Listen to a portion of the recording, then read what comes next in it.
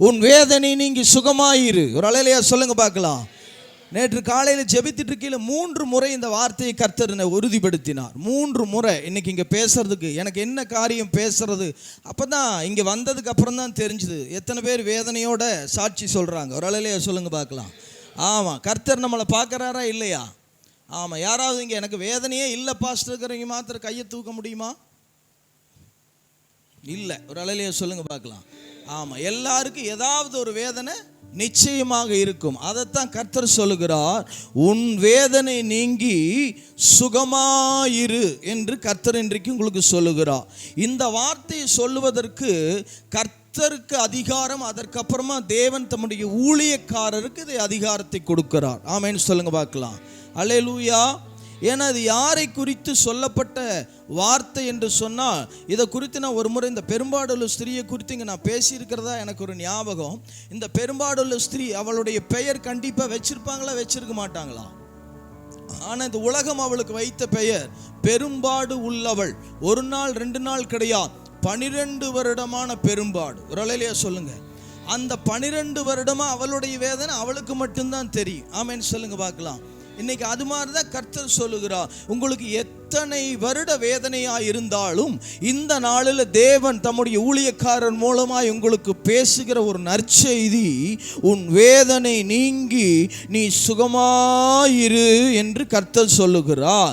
இதை கேட்கிற போது நல்ல கையை தட்டி ரிசீவ் பண்ணணும். எப்பவுமே தேவனுடைய வாக்கு தத்தங்கள் கிறிஸ்து இயேசுவுக்குள் ஆம் என்றும் ஆமென் என்றும் இருக்கிறது. அதனால வாக்கு தத்தத்தை வார்த்தையை நீங்க கேட்கிற பொழுது அது உங்களுக்கு தான் சொல்லப்பட்ட வார்த்தை. ஒரு அல்லேலூயா சொல்லுங்க பார்க்கலாம். அதனால அதை ரிசீவ் பண்ண பழகணும். எப்பவுமே நீங்க ரிசீவ் பண்ணாம ஒன்று பெற்றுக்கொள்ளவே முடியாது. ஒரு ஆமென் சொல்லுங்க. ஆமாம், அந்த ஆண்டவர் தான் இன்னைக்கு சொல்றாரு, உன் வேதனை திரும்ப இந்த வார்த்தை உங்க மேல நான் இன்னைக்கு பேசிட்டு போறேன். ஒரு அல்லேலூயா சொல்லுங்க பார்க்கலாம். உன் வேதனை நீங்கி சுகமாயிரு. 3 காரியங்கள். 1, உன் சரீரத்தின் வேதனை நீங்கி சுகமாயிரு. உன் சரீரத்தின் வேதனை நீங்கி சுகமாயிரு. 2வது, உன் சம்பாத்தியத்தில் வேதனை நீங்கி சுகமாயிரு. சொல்லுங்க. உன் சம்பாத்தியத்தில் வேதனை நீங்கி சுகமாயிரு. நம்ம கொஞ்சம் திருப்பி பேசலாம், கர்த்தர் பார்ப்பார். ஒரு அல்லேலூயா சொல்லுங்க. ஆமாம், நாம் என்ன வாய்களை திறந்து அறிக்கை செய்கிறோமோ அதை கர்த்தர் அப்படியே கனப்படுத்துவார். விசுவாசிக்கிறீங்களா? ஆமாம். முதல்ல சரீரத்தின் வேதனை நீங்கி சுகமாயிரு. 2வது, சம்பாத்தியத்தில் வேதனை நீங்கி சுகமாயிரு. சம்பாத்தியத்தில் என்னங்க வேதனை இருக்க போகுது? ஒருத்தருக்கு சம்பாத்தியமே இல்லைங்கிற வேதனை. ஒரு அல்லேலூயா சொல்லுங்க பார்க்கலாம். இன்னொருத்தருக்கு வந்த சம்பாத்தியம் பத்துறது இல்லைங்கிற வேதனை. இதுக்கு இந்த சம்பாத்தியம் வராமையே இருக்கலாங்கிற ஒரு வேதனை. அதனால தான் சொல்கிறேன், சம்பாத்தியத்திலும் வேதனை வரும். வேதனை, சம்பாத்தியத்தில் வேதனை நீங்கி சுகமாயிரு. 3வதாக, உன் சந்ததியின் வேதனை நீங்கி சுகமாயிரு. ஒருத்தருக்கு ஒரு ஆமேன் வராது. உங்களுக்காக தான் ஆண்டவர் பேச. நீ ஆமேன் ஆமேன் நீங்கள் சொல்ல அது உங்கள் வாழ்க்கையில் கர்த்தர் ஆமேன்னு என்னது அப்படியே ஆக கடவுது. அவ்வளோதான். ஆமேன். நீங்கள் ஆமீன் சொன்னீங்களே, ஏசப்பா ஒரு ஆமீன் போட்டார்னா உங்கள் வேலை முடிஞ்சது. ஒரு அல்லேலூயா சொல்லுங்க பார்க்கலாம். அல்லேலூயா. அதுக்காகத்தான் சொல்கிறது. எனக்கு நானே சொல்லிக்குவேன், உங்களுக்காக சொல்லுங்கன்னு தான் நான் சொல்கிறேன், வேற ஒன்றும் கிடையாது. உன் சரீரத்தில் இருக்கிற வேதனை நீங்கி இனி நீ சுகமாக இருக்க போகிறாய் என்று நான் பேசுகிற இயேசுவின் நாமத்தில், உன் சம்பாத்தியத்தில் இதுவரைக்கும் இருந்த வேதனைகள் எல்லாம் நீங்கி இனி நீ சுகமாக இருக்க போகிறாய் இயேசுவின் நாமத்தில். உன் சந்ததியை குறித்து, உன் பிள்ளைகளை குறித்து, உன்னுடைய பேர பிள்ளைகளை குறித்து, உன் மகள்கள் மகனை குறித்து இருக்கிற வேதனைகள் நீங்கி இனி நீ சுகமாய் இருக்க போகிற இயேசு கிறிஸ்துவின் நாமத்தினால் இந்த வார்த்தையை பேசுகிற பொழுது இந்த 3 வார்த்தைக்குரிய அற்புதங்கள், அடையாளங்கள் இன்று முதல் தொடர ஆரம்பிக்கட்டும். இதுவரை இல்லாத அளவுக்கு ஒரு புது பலன், புது கிருபைகள் உன்மேல இறங்கட்டும். கர்த்தரின் இந்த பட்டணத்தை நன்மையினால் பரம்ப பண்ணினது போல உனக்கான நன்மைகள் இந்த வாக்கு தத்துவத்தில் வெளிப்பட இருக்கிறது. விசுவாசிக்கிறீங்களா? விசுவாசிக்கிறீங்களா? ஆண்டவர் சொல்லுகிறார், இனி உனக்கு சரீரத்தில் வேதனை கிடையாது. எத்தனை பேர் விசுவாசிக்கிறீங்க? வேதனை நீங்க சுகமாயிருன்னு ஒரு டாக்டர் சொல்ல முடியாது, தெரியுமா? உங்களுக்கு அப்படி சொல்லி அந்த அம்மா ஏன் வாசிங்க 5:25 முதல் மார்க்.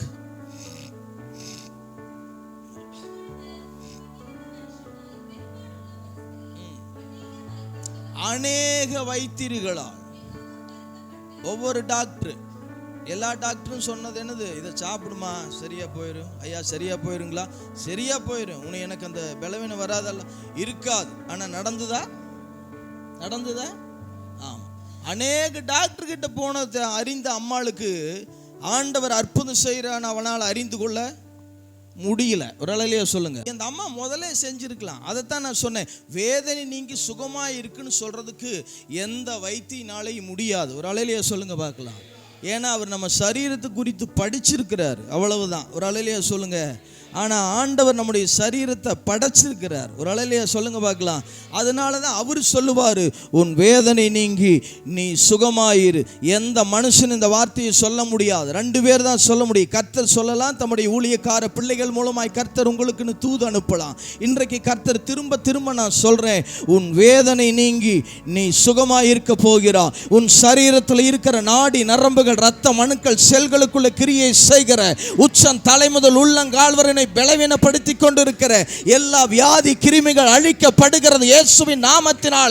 கர்த்தருடைய வல்லமை, உயிர்த்தெழுதலின் வல்லமை உனக்குள்ள இறங்க போகுது இயேசுவின் நாமத்தில்.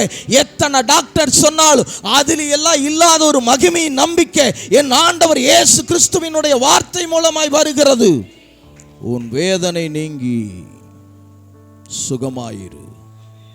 உன் வேதனை நீங்கி சுகமாயிரு. அநேக வைத்தியர்களை, ஸ்பெஷலிஸ்டுகளை பார்க்க தெரிஞ்ச அந்த அம்மாளுக்கு ஆண்டவரை தெரியலையே. உண்டானது எல்லாத்தையும் with with with with with செலவு பண்ண தெரிஞ்ச அந்த பெரும்பாடு உள்ள ஸ்திரீக்கு இயேசுவை குறித்து கேள்விப்படலையே. இயேசுவை குறித்து கேள்விப்பட்டிருந்தா அந்த வேதனையே உடம்புல இருந்திருக்காது, வருத்தம் வந்திருக்காது, பணம் மீதியாயிருக்கும், அலைச்சல் இல்லை. ஒரு அலையிலேயே சொல்லுங்க பார்க்கலாம். இந்த பலன் என்பது கவனிச்சுங்க, நல்லா புரிஞ்சுக்கணும். கிறிஸ்தவர்களுக்கே இது தெரிகிறது கிடையாது. நீங்கள் மாத்திரை மருந்து சாப்பிடலாம், பிணியாளிகளுக்கு வைத்தியன் வேணும். நான் அதை நான் சொல்லலை. எஸ்ஐகே ராஜாவே அவனுக்கு சரீரத்தில் என்ன சொன்னார்? அத்திப்பழ அடைய கொண்டு வந்து 10 போட சொன்னார் பிளவை நோய்க்கு. அதனால் ஒரு பரிகாரம் செய்யலாம். ஆனால் நம்பிக்கை எதில் இருக்கணும் தெரியுமா? மாத்திரையில், மருந்தில். டாக்டரு, கைராசி டாக்டரு, அவர்கிட்ட போனோம்னா உடனே எல்லாம் சரியாயிருது இல்லை. ஒரு அலையிலேயே சொல்லுங்க. கர்த்தருடைய வார்த்தை 68:28 சங்கீதம் சொல்லுகிறது, உன் தேவன் உனக்கு பலத்தை கட்டளையிட்டார். ஒரு ஆமென் சொல்லுங்க. உன் தேவன் உனக்கு பலத்தை கட்டளை, நீ என்ன வேணா சாப்பிடு. ஒரு அலையிலேயே சொல்லுங்க பார்க்கலாம். அதை பற்றி கவலை இல்லை. உன் நம்பிக்கை கர்த்தர் மேல் இருக்கணும். 22:19 நீதிமொழிகள் சொல்லுகிறது, உன்னுடைய நம்பிக்கை கர்த்தர் மேல் இருக்கும்படி இன்றைய தினம் நான் அவைகளை உனக்கு தெரியப்படுத்துகிறேன் என்று கர்த்தர் சொல்லுகிறார். யாராவது டாக்டர் மேல, மருந்து மேல, மாத்திரை மேல நம்பிக்கை வச்சிருந்தா தூக்கி போட்டுட்டு கர்த்தரை பாருங்க. 10:38 எபிரேயர் சொல்லுகிறது, விசுவாசத்தினாலதான் நீதிமான் பிழைப்பான், மருந்து மாத்திரையில் பிழைப்பான் எழுதப்படவில்லை. என் ஆண்டவர் எனக்கு சொல்லுகிறார், அவர் உண்மை நம்பிக்கை முழுவதும் அவரை பார்க்கட்டும், அவர் மேல இருக்கட்டும். மறுபடியும் சொல்றேன், நீ என்ன மாத்திரை வேணாலும் சாப்பிடு, இல்லை அதை பத்தி சொல்ல. நம்பிக்கை பலன் அங்க இருந்துதான் வரும். 68:35 சங்கீதக்காரன் சொல்றான், இஸ்ரவேலின் தேவன் தம்முடைய ஜனங்களுக்கு சத்துவத்தையும் பலனையும் அருளுகிற தேவன். விசுவாசிக்கிறீங்களா? என் ஜனம் அறிவில்லாமையால் சங்காரமாகிறார். ஏன் தெரியுமா? வார்த்தையினுடைய வெளிப்பாடு தெரியறதில்லை, வார்த்தையினுடைய வல்லமை தெரியறதில்லை. அவ அது வரைக்கும் கேள்விப்படல, இப்ப கேள்விப்பட்டுட்டா. கவனிக்கணும். இதுவரைக்கும் நீங்க கேள்விப்படாம இருந்திருக்கலாம். ஏதோ பெயர் கிறிஸ்தவர்களா இயேசுவை குறித்து ஏதோ சர்ச்சுக்கு போறோம் வர்றோம், சர்ச்சுக்கு போறோம் வர்றோம் அப்படி இருந்திருக்கலாம். இன்னைக்கு நீ கேள்விப்பட்டணும். ராமேன் சொல்லுங்க பார்க்கலாம். இயேசு நின்னாரு அப்படின்னா உன்னுடைய மொத்த வியாதி மாறிடுச்சுன்னு அர்த்தம். ஒரு அலையிலேயே சொல்லுங்க பார்க்கலாம். இன்னும் நான் இப்படி சொல்றேன், உனக்குள்ள எத்தனை வேதனை இருக்கிறதோ அந்த வேதனைக்கு தக்கதான வல்லமை அவருக்குள் இருந்த புறப்படும். 5:29-30 அதான் சொல்லுகிறது. ஒரு அலையிலேயே சொல்லுங்க பார்க்கலாம். இவள் வஸ்திரத்தை ஆகிலும் தொட்டால் சொஸ்தமாவேன் என்று போய் வஸ்திரத்தை தொட்டாளா? ஆனா வசனம் சொல்கிறது இயேசுவுக்குள் இருந்து அந்த வல்லமை புறப்பட்டது. அவள் தன்னுடைய சரீரத்தில் வேதனை நீங்கி ஆரோக்கியம் அடைந்ததை உணர்ந்தாள். அப்படின்னு என்ன அர்த்தம் தெரியுமா? உன்னுடைய வேதனை எனக்கு தெரியும். நீ என்ன காரியத்திற்காக நீ வேதனைப்பட்டு கொண்டு இன்னைக்கு வந்திருக்கிற சொல்லுங்க பார்க்கலாம். இன்னைக்கு இந்த மூணு காரியத்தில் எனக்கு எந்த வேதனையும் இல்லைங்கிற யாராவது சொல்ல முடியுமா? இன்க்ளூடிங் என்னை சேர்த்தி தான் சொல்றேன். ஒரு அலையிலேயே சொல்லுங்க. கர்த்தர் காரணம் இல்லாம யாரையும் கர்த்தர் கொண்டு வர மாட்டார். காரணம் இல்லாம வார்த்தை கொடுக்க மாட்டார். வேதனை வேதனை வேதனை. ஐயா 3:7 யாத்திரா வாசிக்கிற பொழுது கர்த்தர் மோசேயின் இடத்துல சொல்லுகிறோம், என் ஜனங்கள் ஆளோட்டிகள் நிமித்தமாய் படுகிற அந்த உபத்திரவங்களை பார்த்து அவர்கள் கூக்குரலை கேட்டு அவர்கள் வேதனைகளை நான் அறிந்திருக்கிறேன். நீ நினைச்சுட்டே கர்த்தரின் வேதனையை தெரியுமா தெரியாதா? காண்டுக்காமையே இருக்கிறாரே, எங்கூட தான் இருக்கிறாரா இல்லையா? அநேகருக்கு கேள்வி இருக்கா?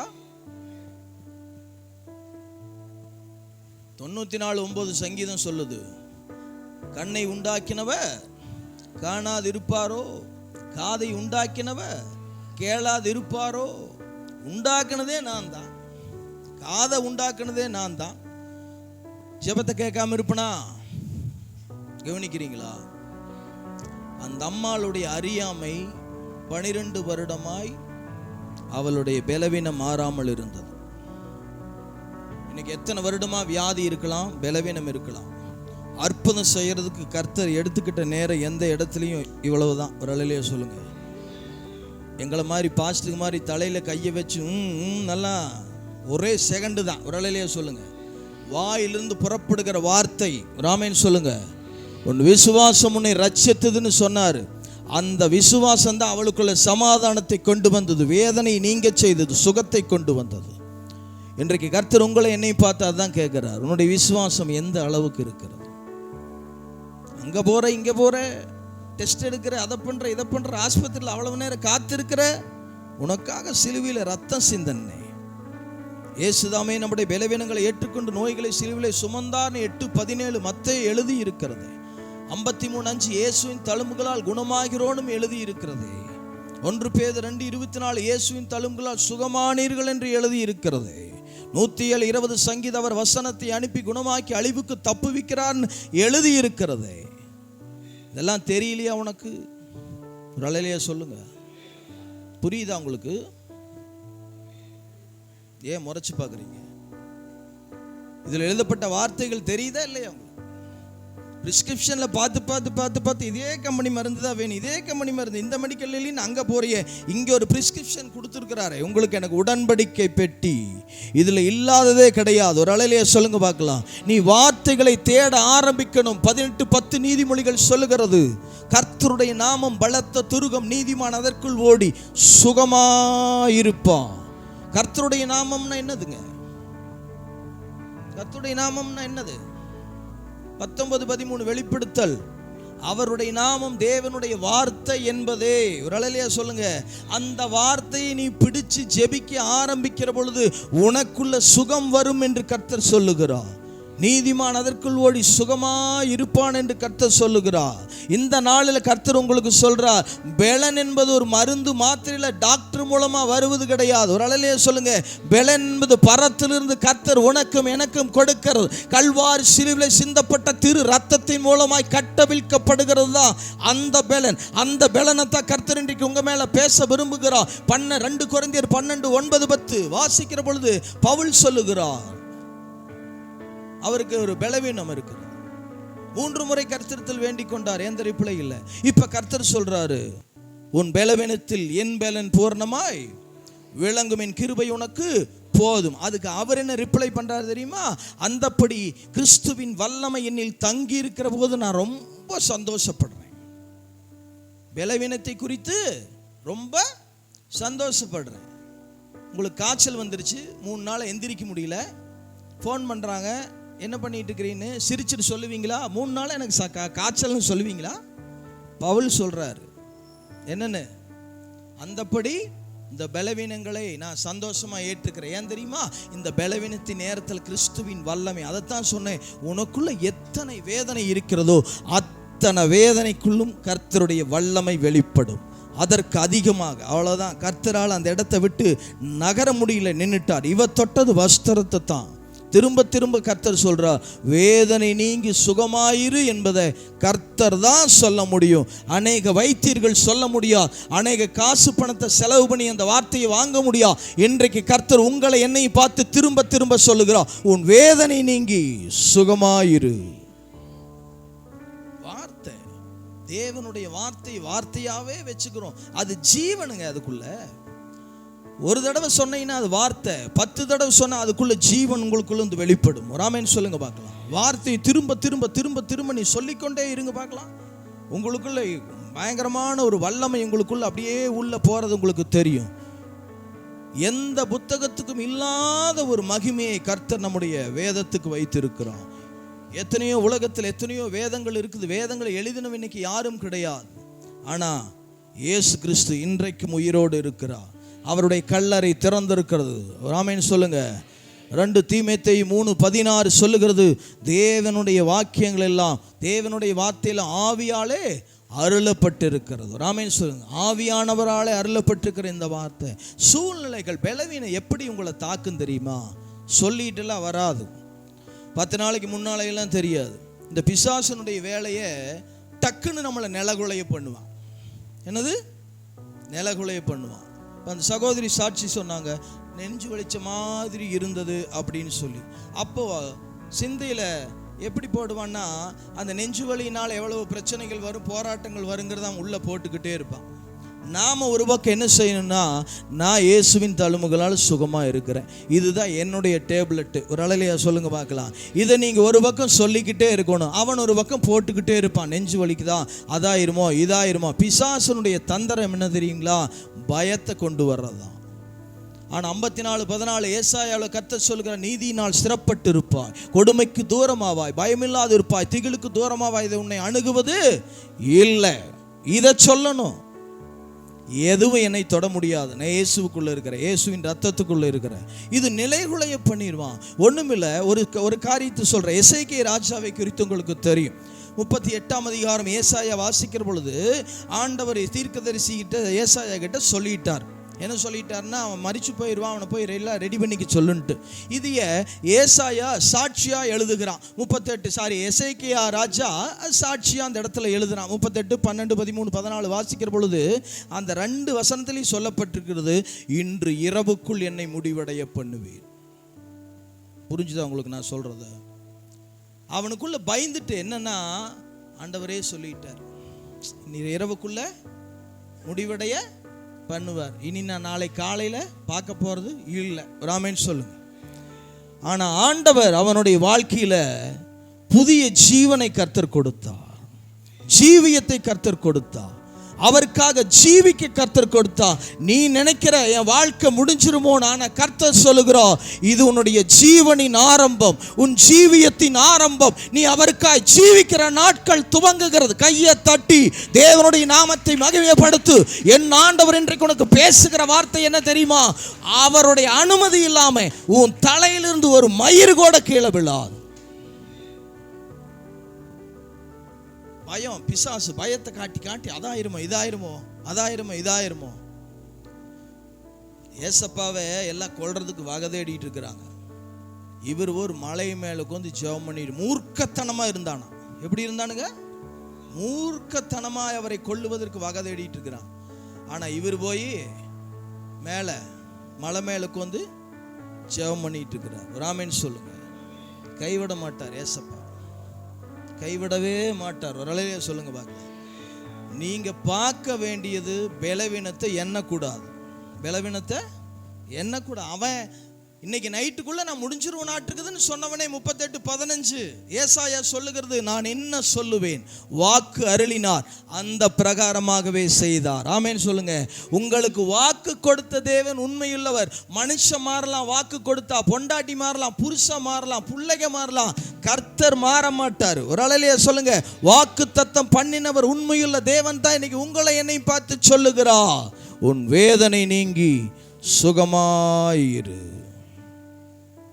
கர்த்தருடைய அனுமதி இல்லாம ஒன்றும் நம்முடைய வாழ்க்கையில நடக்காது. ஒரு அலையிலே சொல்லுங்க, உலகமே உன் கரத்தை பிடித்து கொண்டு வந்து நின்னாலும், உலகமே உனக்கு எதிராக நின்றாலும் கர்த்தர் உன் கரத்தை பிடித்து சொல்லுவார். 41:13 ஏசாயா சொல்லுகிறது, பயப்படாதே, உன் தேவனாயிருக்கிற கர்த்தராகிய நான் உன் வலது கையை பிடித்து பயப்படாதே என்று சொல்லுகிறேன். எனக்கு எதோ ஒன்று ஆயிருமா, அப்படி ஆயிருமா, இப்படி ஆயிருமா, ஒன்றும் ஆகாது. கடலையே சொல்லுங்க, நீ என்ன ஆகணும்னு நினைக்கிறியோ அது ஆகும். விசுவாசிக்கிறீங்களா? நாம நினைக்கணும்.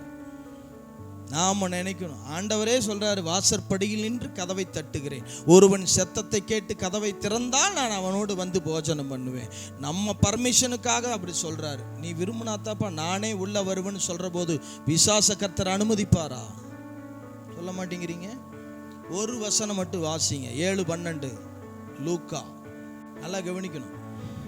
நாயின் ஒரு விதவை மகன் இறந்துட்டான். இப்போ ஒரு டீம் அவனை அடக்கம் பண்ணுறதுக்கு, புரியுதா நான் சொல்கிறது உங்களுக்கு?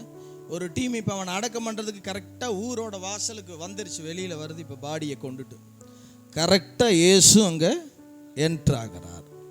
இது எத்தனை பேருக்கு இது புரிஞ்சுதா? ஏதாவது இது நான் என்ன சொல்கிறேன்னு நான் இப்போ கொஞ்ச நேரத்துக்கு முன்னே சொன்னேன்.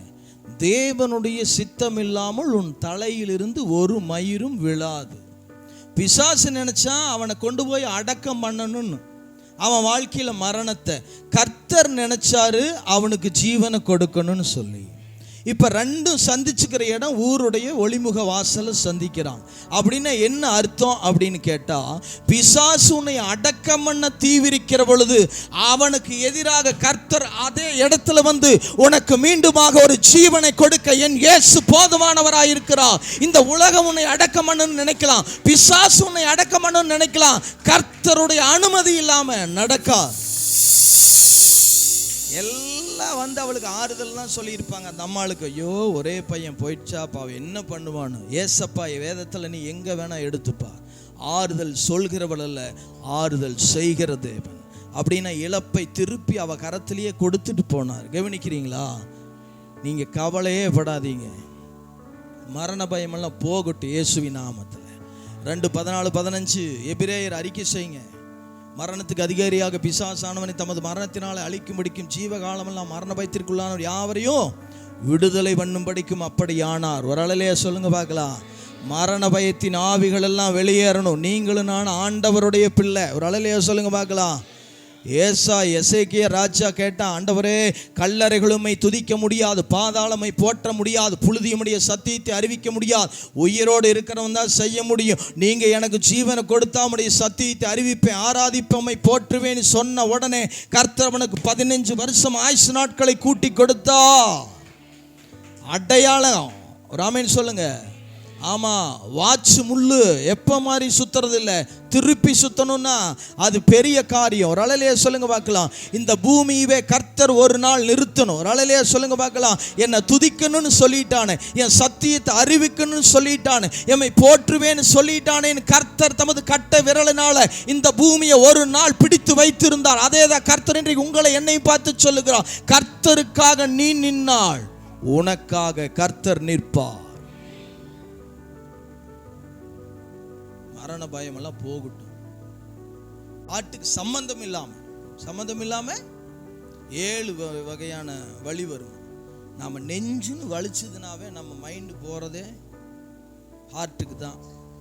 ஆனா 7 வகையான வழி ஹார்ட்டுக்கு அதுக்கு சம்பந்தமே இருக்காதான். சம்பந்தமே இருந்தாலும் நமக்கு சம்பந்தம் ஒன்று இருக்குதுல்ல, கர்த்தருடைய வார்த்தையோடு நீங்களும் நானும் சம்பந்தமா இருக்கிறோம்ல, அதை பிடிச்சுக்குங்க. ஒரு அலையிலேயே சொல்லுங்க, அதை பிடிச்சிட்டு நடங்க. பாஸ்டர் பிரசங்கம் பண்றதுனால பாஸ்டருக்கு இந்த மாதிரி பலவீனமெல்லாம் எதுவும் இல்லைன்னாலாம் நினைச்சிடாதீங்க. ஒரு அலையிலேயே சொல்லுங்க. ஒரு ஊழியக்காரனை கர்த்தர் பலப்படுத்துறாரு அப்படின்னா அவனை பலவீனமா இருக்கிறவனை தான் பலப்படுத்தி உனக்கு கொண்டு வருவார். வியாதியை ருசிக்காம உனக்கு வியாதியை பத்தி நான் பேச முடியாது. ஒரு அலையிலேயே சொல்லுங்க. மரணத்தை இயேசு ருசி பார்த்தார் என்றுதான் வேதம் சொல்லுது. ஒவ்வொரு ஊழியக்காரை கர்த்தர் நடத்துகிற பாதைன்னு ஒன்று இருக்குது. ஆமென் சொல்லுங்க பார்க்கலாம். அல்லேலூயா. ஆமா, ஆனாலும் என் இருதயம் கர்த்தரை நம்பி இருந்தது, நான் சகாயம் பெற்றேன். 28:7 சங்கீதக்காரன் சொல்லுகிறான். கவனிக்கிறீங்களா? அப்போ முதலாவது சொல்றாரு, உன் சரீரத்தின் வேதனை நீங்கி சுகமாயிரு. ஆமீன் சொன்னவங்களுக்கு மட்டும், இப்ப சொல்றவங்களுக்கு கிடையாது. ஸ்தோத்திரம், அல்லேலூயா. ரெண்டாவது சொன்னேன், உன் சம்பாத்தியத்தின் வேதனை நீங்கி சுகமாயிரு. சம்பாத்தியம் கண்டிப்பா இந்த உலகத்தில் வாழ்றதுக்கு பணம் வேணும். பணம் இல்லாமல் வாழ முடியுமா? அங்கே கர்த்தருடைய பிள்ளை 1 லிட்டர் பெட்ரோல் அடிங்கன்னா பங்கில் அடிப்பானா? ஊழிக்கார் 5 கிலோ அரிசி கொடுன்னா கொடுப்பானா? கொடுக்க மாட்டான். 10-19 பிரசங்கிலேயே கர்த்தர் சொல்லியிருக்கிறார், பணமோ எல்லாவற்றிற்கும் உதவும். ஒரு அலையிலேயே சொல்லுங்க பார்க்கலாம். பணம் வேணும், சம்பாத்தியம் வேணும். ஆனால் சம்பாத்தியம் இல்லாத ஒரு சூழ்நிலை, சம்பாத்தியமே இல்லை அப்படின்னா, அப்போ கர்த்தர் என்ன சொல்றாருன்னா, இன்னைக்கு உங்களுக்கு ஒரு தீர்க்க தரிசனமா, எலியாவினுடைய நாட்களில் 3.5 வருடம் வானம் அடைக்கப்பட்டிருந்தது. எத்தனை வசனம்? 3 வருஷம் 6 மாசம் அடைக்கப்பட்டிருக்கிறது. ஆனால் வானத்திலிருந்து மழையே கிடையாது 3.5 வருஷம். பனியும் இல்லை. ஒரு அலையிலேயே சொல்லுங்க, பனியும் இல்லை, மழையும் இல்லை. ஆனால் திறக்கிற பொழுது 3.5 வருஷத்துக்கும் சேர்த்து மொத்தமா திறந்தது. ஒரு அலையிலேயே சொல்லுங்க பார்க்கலாம்.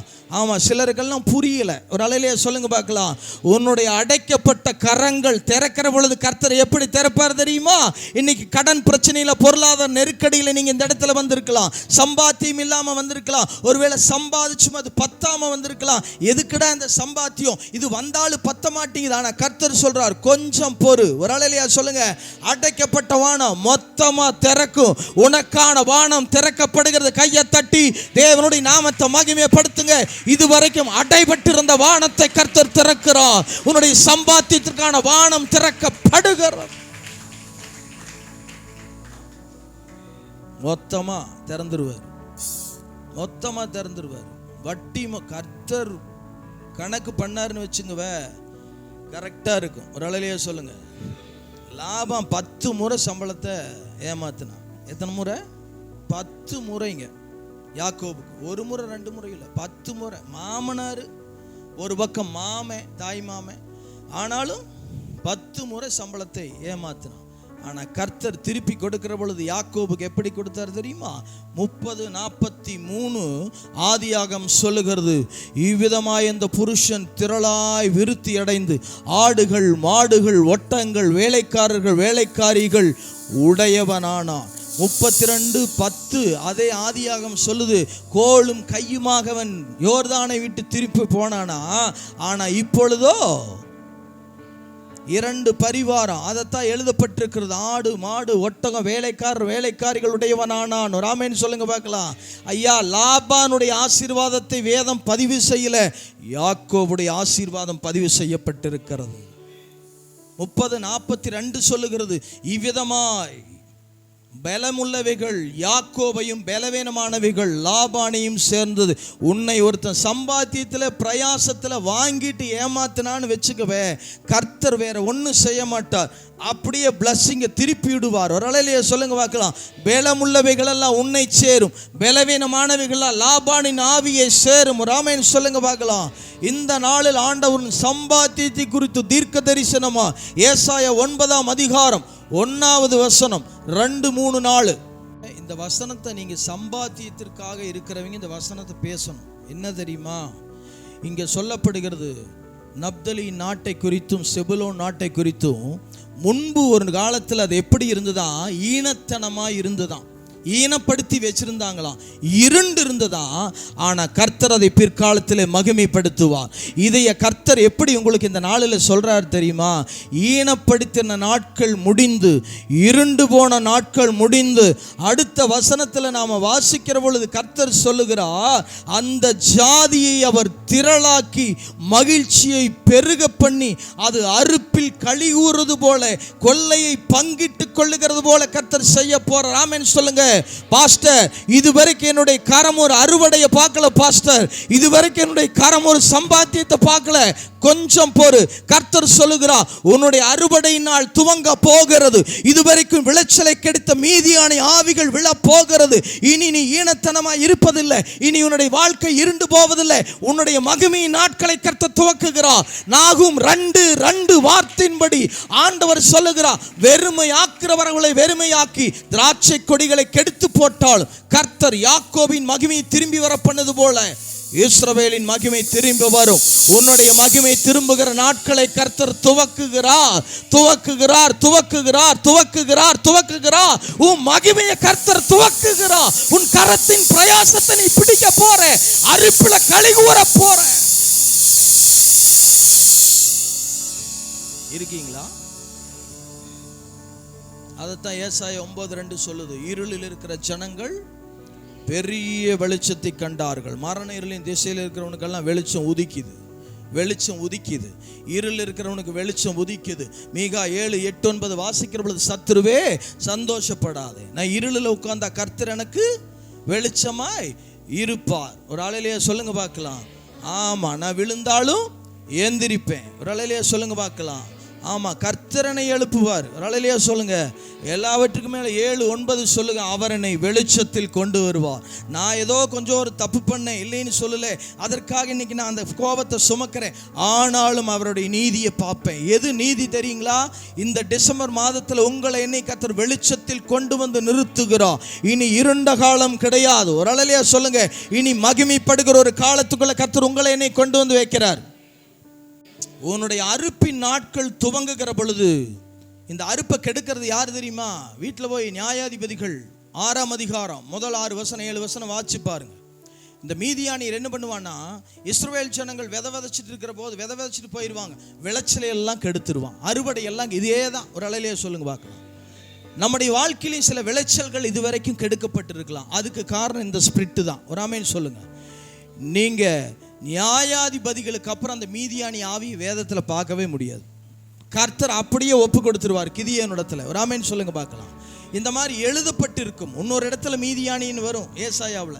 இந்த 2 இடத்துல மீதியானிங்கிற பேர் வருமே தவிர அதற்கு பின்புதான் நீ மீதியானி ஆவியவே பார்க்கவே முடியாது. அதைத்தான் கர்த்தர் சொல்றார், மீதியானி ஆவிகளுடைய செங்கோலையும் ஆலோட்டிகள் கோல மிலாற்றை எல்லாம் முறித்து போடுகிறார். உன் கரத்தினுடைய சம்பாத்தியத்தின் நாட்கள் துவங்கி உன் சம்பாத்தியத்தில் வருகிற வேதனை நீங்கி நீ சுகமாயிருக்க போற, அறுப்பில் கலிகூற போற, உன் கடன் பிரச்சனைகள் மாறப்போகுது, பொருளாதார நெருக்கடிகள் மறைய போகிறது. உனக்காக கர்த்தர் இன்றைக்கு ஒருவரை ஆயத்தப்படுத்துகிறார்.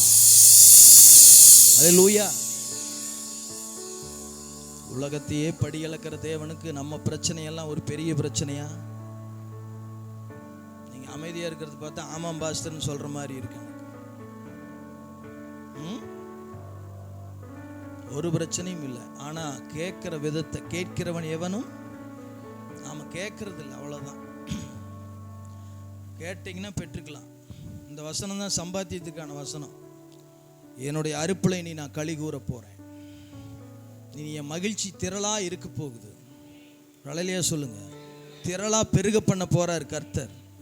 நீங்களும் நானும் சொல்றது நடக்கும். மரணமும் ஜீவனும் நாவின் அதிகாரத்தில் இருக்கிறது. 18:21 நீதிமொழிகள் சொல்லுகிறது. அலையிலேயே சொல்லுங்க, எதை சொல்றீங்களோ அதை சம்பாத்தியத்தை கருத்து துவக்குறார். எத்தனை பேர் விசுவாசிக்கிறீங்க? அல்லேலூயா. ஆமா, பேதுருவுக்கே ஒரு நாள் போட்டை நிறுத்தி பார்த்தார் ஆண்டவர், அழகு பார்த்தார். ஒரு அலையிலேயே சொல்லுங்க. அவர் மாதிரி எக்ஸ்பர்ட் இல்லை மீன் பிடிக்கிறதுல, அவர் மாதிரி எக்ஸ்பர்ட் இல்லை. எங்க மீன் எங்க வலை போட்டா இங்கே அவருடைய போட்டையே ஒரு நாள் நிறுத்தினார். ராமேன்னு சொல்லுங்க. அவரையே நிறுத்தி பார்த்தார் ஆண்டவர். ஆனா அடுத்த நாள் நிறுத்தினதுக்கு சேர்த்து மொத்தமா அள்ளினாரா இல்லையா? ஆமா, அவனுக்கு மனசுல என்னடா அது, ஏதோ படகு கரையில் ஏதோ கொஞ்ச நேரம் இருக்கலாம், கடலில் தான் இருக்கணும் சம்பாதிக்கிறதுக்கு. இது கரையிலேயே நின்றுட்டு இருக்குதுன்னு கூட அவன் நினச்சிருக்கலாம்ல. நம்முடைய வாழ்க்கையில் சில நேரங்களில் நம்ம நினைக்கலாம், என்ன நம்ம படகு கரையிலேயே நிற்குதே, கடலையே பார்க்காம. ஒரு அலையிலேயே சொல்லுங்க, கொஞ்ச நாள் தான். ராமேன் சொல்லுங்க பார்க்கலாம். அவர் கடலில் இறக்க சொல்லி இறக்குனவனை வைங்கவே.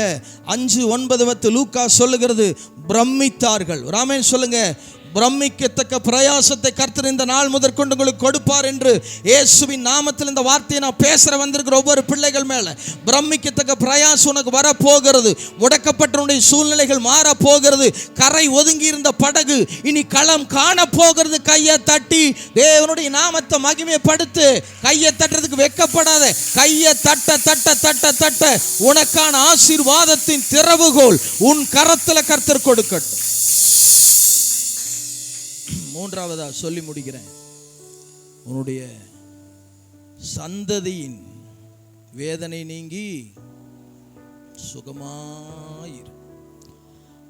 பிள்ளைக்கு எப்படியோ ஏதோ என்னமோ பிள்ளைக்கு வாழ்க்கை இப்படியே போயிட்டு இருக்குது. இதுக்கு ஜெபமும் பண்றதில்லை. இந்த காலத்து பசங்க பிள்ளைங்க ஜெபமே பண்றதில்லை. நம்ம ஜெனரேஷனோட தேவ பயமெல்லாம் அநேகர் அப்படித்தான் போயிட்டு இருக்குது.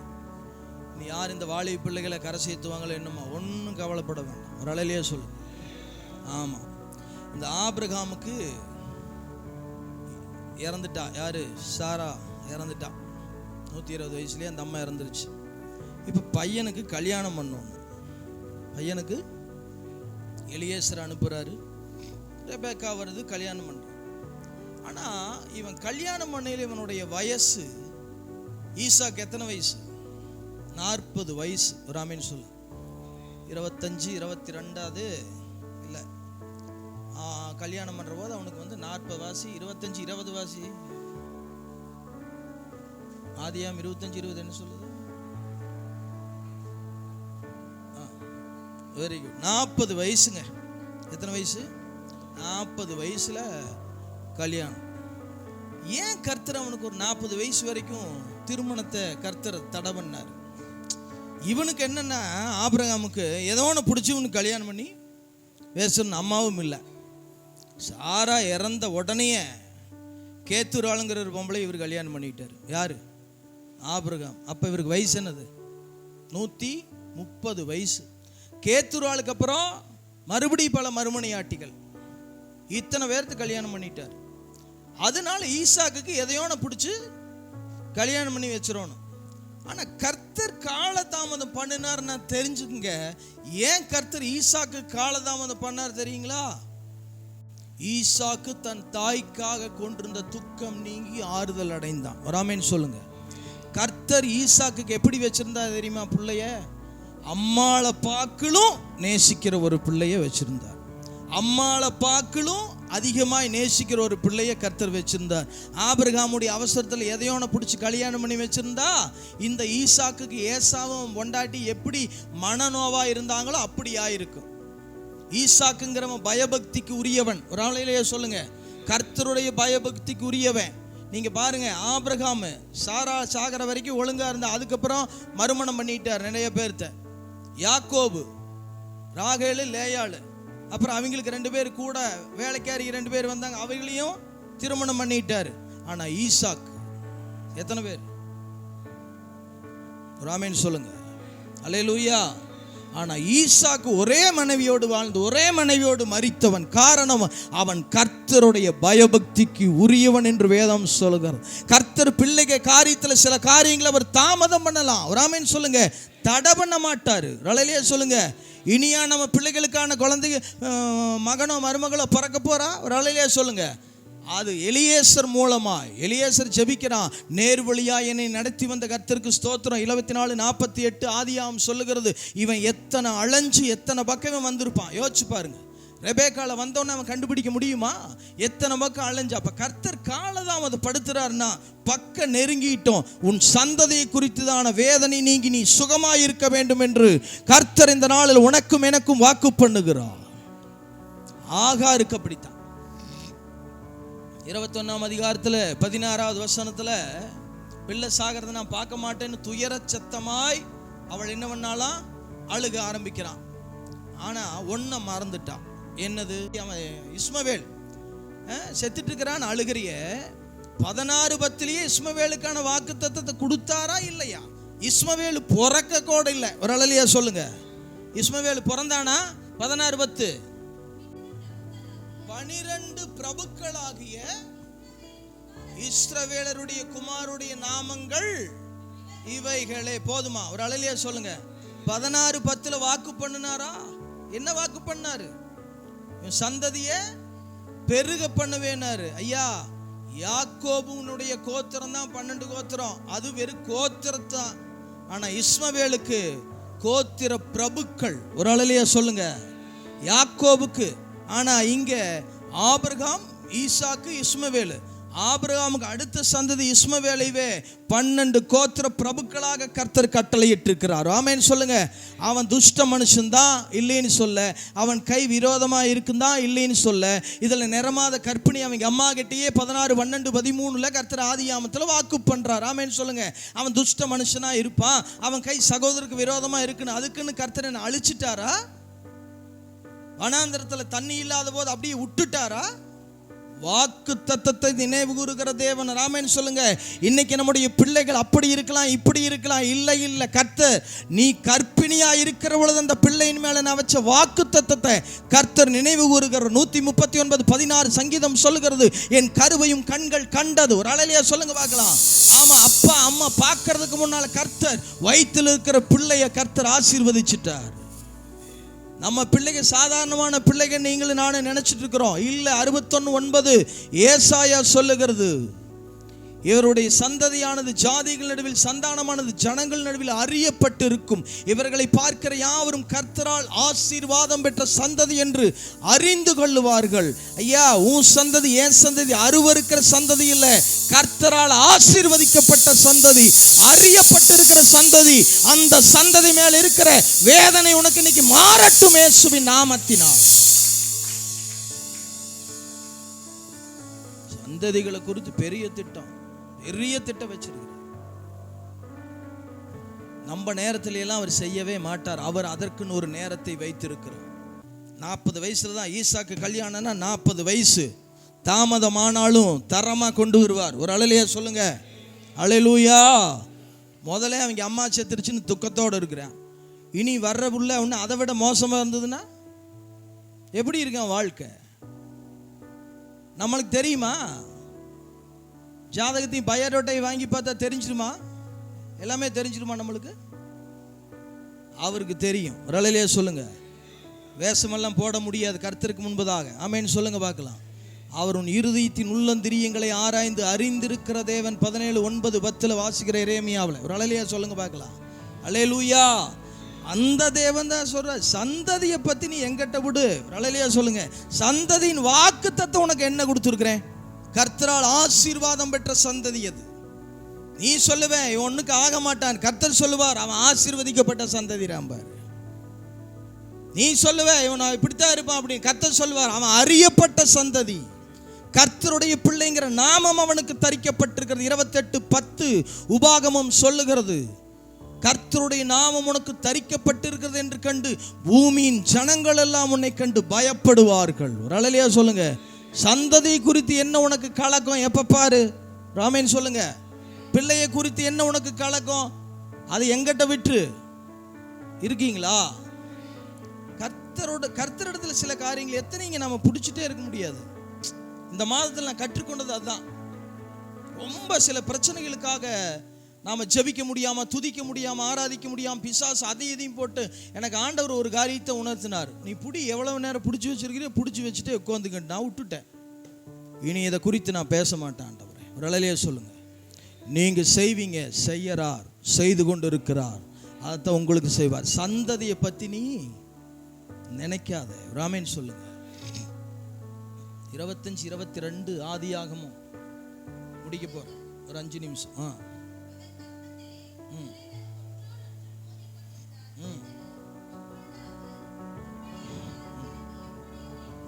இப்படியானால் எனக்கு எப்படியோ. யாரு?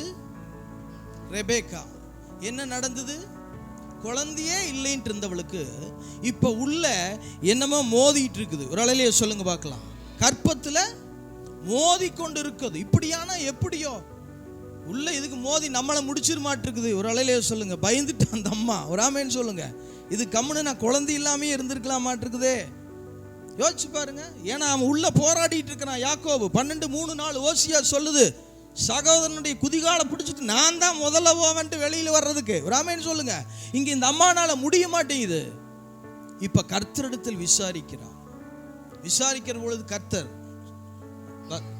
நல்லா கேட்டுங்க, சில பிரச்சனைகள் எல்லாம் ரொம்ப இடிச்சிருக்குதுன்னா அது பலத்தவைகளாய் உனக்கு மாற போகிறது என்று கர்த்தர் சொல்லுகிறார் இந்த நாளில். ஒரு ஆமென் சொல்லுங்க பார்க்கலாம். உள்ள ரெண்டு மோதிக்கிட்டு இடிச்சிட்டு இருக்குது. கர்த்தரிடத்தில் விசாரிக்கல. இந்த அம்மா கொஞ்சம் கலக்கத்தோடு தான் போய் விசாரிச்சிருப்பா. ஆண்டவர் என்ன சொல்றாரோ ஏது சொல்றாரோ. ஆனா அவர் சொன்னாரு, 2 ஜாதிகள் உனக்கு பிறக்க போகிறது, 2 ஜாதிகள் உனக்கு பிறக்க போகிறது. ஆமென் சொல்லுங்க. இந்த அம்மா நினைச்சா ஐயோ என்னாகுமோ ஏதாகுமோ. கர்த்தர் நினைச்சா யாக்கோபு என்கிற சந்ததி சாதாரணமான சந்ததி இல்லை. 12 கோத்திர பிரபுக்கள், கோத்திர தலைவனை அடக்கிய சந்ததி. ஒரு கோத்திரத்தின் ஆசீர்வாதத்தையே தாங்க முடியாது நம்மால. 12 கோத்திரத்தின் ஆசீர்வாதத்தையும் மொத்தமா உள்ளடக்கினவன் தான் இந்த யாக்கோபு. அதனால தான் உள்ள கொஞ்சம் மோதிட்டு இருக்குது. ஒரு அலையிலேயே சொல்லுங்க பார்க்கலாம். சிலருடைய வாழ்க்கையில எல்லாம் ரொம்ப மோதிட்டு இருக்குதுன்னா தெரிஞ்சுக்க, உனக்குள் இருந்து ஏதோ ஒரு பலத்த காரியத்தை கர்த்தர் செய்ய போகிறோம். உனக்குள் இருந்து சில பலத்த ஜாதிகள் உனக்குள்ள உருவாக போகிறது. உன் சந்ததியை பத்தி ஒன்று நினைப்பேன் பாஸ்டர். அல்லேலூயா. சரீரத்தில் வேதனை நீங்கி சுகமாயிரு. அல்லேலூயா சொல்லுங்க. பலத்தை கொடுக்கறது கர்த்தருங்க. பலத்தை கொடுக்கறது நீங்க யோசிச்சு பாருங்க. இந்த இடத்துல எத்தனை பேர் வந்திருக்கிறீங்க? நைட்டு படுக்கிற பொழுது அங்க வலிக்குது இங்க வலிக்குது, எவ்வளவோ பலவீனத்தோட தானே படுக்கிறீங்க சில நேரங்கள். ஆனா காலையில எந்திரிக்கிற பொழுது ஒரு கிருபை உங்களை தாங்குச்சா இல்லையா? புது பலனால் உங்களை நிரப்புறாரா இல்லையா? அந்த இருந்த பலவீனம் இருந்த சுவடே தெரியாம போகுதா இல்லையா? அதனால தான் சங்கீதக்காரன் சொல்றான், சாயங்காலத்தில் அழுகை தங்கும், விடியற் காலத்துல களிப்பு உண்டாகும். நீங்களும் நானும் களிப்போடு ஆர்ப்பரிக்கிற சந்ததி, கவலைப்படுகிற சந்ததி இல்லை. ஒரு அழலையா சொல்லுங்க பார்க்கலாம். நீங்களும் நான் பிசாசு ஒண்ணுக்கு தான் பயப்படுவான். ஒண்ணு எதுக்கு? வார்த்தையில கார்னர் பண்ண ஆரம்பிச்சிங்கன்னா உள்ள வர முடியாது. வார்த்தை நீ பேச பேச பேச பேச இருபுறமும் கருக்குள்ள பட்டயமாக அது வெளிப்படும். என் தேவன் எனக்கு பலத்தை கட்டளையிட்டு இருக்கிறாரா? நீ யாரா என் மேல பலவீனத்துக்கு பேச ஆரம்பிக்கணும். இல்லையா சொல்லுங்க. பேசுங்க பேசுங்க பேசுங்க. இன்னைக்கு என்ன கர்த்தர் இந்த இடத்துல உங்களை பேச ஆரம்பிச்சிருக்கிறான்னா, எத்தனை பலவீனங்களை கடந்துதான் கர்த்தர் இந்த இடத்துல கொண்டு வந்து நிறுத்தி இருக்கிறார். ஊழியக்காரன சும்மா கிடையாது. ஒரு அலையிலேயே சொல்லுங்க பார்க்கலாம். ஏரோது ராஜா ராஜவஸ்திரம் தரிச்சிட்டு பிரசங்கம் பண்ணுனானா கர்த்தர் அடிச்சு தூக்கிட்டார். ராமன் சொல்லுங்க பார்க்கலாம். ராஜவஸ்திரம் தரிக்கிறவனெல்லாம் பிரசங்கம் பண்ண முடியாது. ரட்சிப்பின் வஸ்திரத்தை எவன் தரித்திருக்கிறானோ அவன் மட்டும்தான் பிரசங்கம் பண்ண முடியும். 12ஆம் அதிகாரத்தில் அப்போஸ்தலர் கடைசியில் வாசிக்கிறவர். அலையிலேயே சொல்லுங்க பார்க்கலாம். ஒரு ஊழியக்காரனை கர்த்தர் உருவாக்கணும்னா எல்லா பாதைகளுக்குள்ளும் கர்த்தர் அவனை கொண்டு போயிட்டு வருவா. தாவீத கர்த்தர் இஸ்ரவேலின் மேல் ராஜாவாய் உட்கார வைக்கிறாருன்னா சிங்கத்து வாய்க்குள்ள அவனை உள்ளோட்டு எடுத்தார். கரடியின் வாய்க்குள்ள கர்த்தர் உள்ளோட்டு எடுத்தார். ராமன் சொல்லுங்க. அந்த 2 வாய்க்குள்ளையும் போயிட்டு வந்ததுனாதான் அவனுக்கான விசேஷித்த ஒரு கோலியாத்தை கர்த்தர் நிறுத்தி அழகு பார்த்தா. அவனுக்காக 7 பள்ளத்தாக்கை ஆயத்தம் பண்ணி, அவனுக்காக பழி விருந்தை ஆயத்தம் பண்ணி, அவனுக்காக படைகளையும் கர்த்தர் ஆயத்தப்படுத்தி உயர்த்தினார். இருக்கீங்களா? இத்தனையும் கேட்டுட்டு வீட்டுக்கு போயிட்டு எனக்கு அங்க வலிக்குது இங்க வலிக்குதுன்ட்டு படுக்க கூடாது. என்ன செய்யணும்? 68 சங்கீதம் என்ன சொல்லுது? என் தேவன் எனக்கு பலத்தை கட்டளையிட்டார்னு பேசணும். பலவீனம் வர்ற போது எந்த இடத்துல அந்த இடத்துல கை வச்சு பேசணும். உரிமையோட பேசுங்க. இயேசு என்னுடைய பலவீனத்தை சுமந்துட்டார். எனக்கு என் பலவீனத்துக்கு சம்மந்தம் இல்லை. எந்த குறைவும் என்னை தொட முடியாது. இன்னும் 84:7 சங்கீதம் அருமையா எழுதப்பட்டு, அவர்கள் பலத்தின் மேல் பலனடைந்து சியோனிலே வந்து தேவ சந்நிதியிலே காணப்படுவார். எழுப்பி நிக்கலாம். பலத்தின் மேல பலம் அப்படின்னு என்ன அர்த்தம்? இன்னைக்கு இருந்த பலம் நாளைக்கு அதை விட அதிகம், குறைவு இல்லை. கவனிக்கிறீங்களா?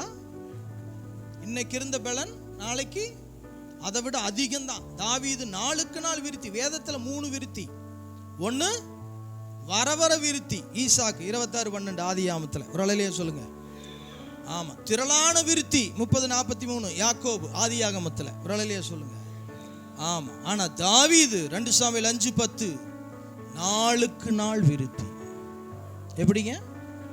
நாளுக்கு நாள் விருத்தி. அது மாதிரி வசனம் சொல்லுது, அவர்கள் பலத்தின் மேல பலம் அடைந்து. நான் பலத்தின் மேல பலன். பலத்தின் எத்தனை பேர் விசுவாசிக்கிறீங்க? பலத்தின் மேல பலன் அடைய போறேன். நான் பலத்தின் மேல பலனடைய போறேன். ஏதோ சாதாரண பலம் அல்ல, எனக்குள் இருப்பது கர்த்தருடைய பலன். எத்தனை பேர் கால்வலியோட இந்த இடத்துல வந்திருக்கிறீங்க?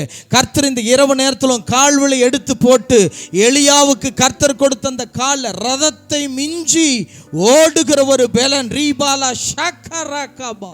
இயேசுவின் நாமத்தில் கர்த்தர் இன்னைக்கு அந்த வார்த்தையை பேசுகிறோம்.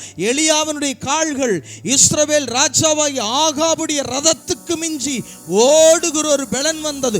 அதே போல கர்த்தர் உன் கால்களை மான் கால்கள் போல் ஆக்கி உன்னை உயர் தளங்களில் நிறுத்த போகிறா.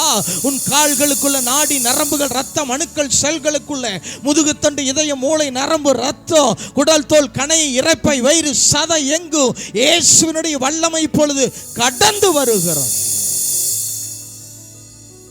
பரிசுத்தமுள்ளங்கள் நல்ல பிதாவே, நன்றி செலுத்துகிறோம்ப்பா. ஆண்டவரே, இந்த நாளுக்காக ஸ்தோத்திரம். சரியான வார்த்தையை சரியான நேரத்தில் இந்த பிள்ளைகளுக்கு கொடுத்திருக்கிறீர். உன் வேதனை நீங்கி சுகமாயிரு. இங்கே வந்திருக்கிற ஒவ்வொரு மேலையும், அடியேன் மேலே இந்த வார்த்தையை நான் பேசுகிறேன். சிறு குழந்தைகள், பெரியவர்கள் எல்லார் மேலே இந்த வார்த்தையை பேசுகிறேன். உன் வேதனை நீங்கி நீ சுகமாயிரு. உன் சரீரத்தின் வேதனை நீங்கி நீ சுகமாயிரு. உன் சம்பாத்தியத்தின் வேதனை நீங்கி நீ சுகமாயிரு. உன் சந்ததியின் வேதனை நீங்கி நீ சுகமாயிரு. சுகமாயிரு, சுகமாயிரு, சுகமாயிரு. ரீக்கல் பா ஷக்கரபா ரிபிக்கல் போ ஷிக்கர் ரஹது ரிக்கல் லாங்கரபோ சக்கரபா. இயேசுவினுடைய வல்லமை இந்த இடத்துல கடந்து வருகிறது. யார் அமைதியா இருக்க வேண்டாம். ஒரே நிமிடம் கண்களை மூடி ஆவில நிரம்பி அந்நிய பாஷை பேசி அந்த பலனை நீ பெற்றுக்கொள். உனக்கான நாள் துவங்குகிறது. உன் ஆரோக்கியத்தின் நாள் துவங்குகிறது. கர்த்தரிடத்திலிருந்து வல்லமை புறப்பட்ட பொழுது அவள் வேதனை எல்லாம் மாறி தன் சரீரம் ஆரோக்கியம் அடைந்ததை உணர்ந்தாள். நீ உணர போற. உன் பலவீனம் உன்னை விட்டு விலகி போனதை நீ உணர போற. இனி மருந்து மாத்திரை சாப்பிடுறது இல்லை, இதை நீ உணர போற.